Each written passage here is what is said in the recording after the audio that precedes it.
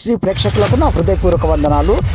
దేవుడు అంటే ఎవరు, అసలు దేవుని గురించినటువంటి ఒక సంపూర్ణ అవగాహన మనకు రావడం కోసము దేవుని యొక్క విషయం పైన మీ ముందుకు ఒక సిరీస్ని తీసుకొని రాబోతున్నాను. అద్భుతమైన వర్తమానాలు, అందులో ప్రాముఖ్యంగా దేవుడు అంటే ఎవరు అనే అద్భుతమైనటువంటి ఒక టాపిక్తో కూడిన మెసేజ్ రాబోతుంది. అలాగే దేవుడు ఎలా ఉంటాడు, దేవుడు అసలు ఎలా ఉంటాడు అనే అద్భుతమైనటువంటి వర్తమానం.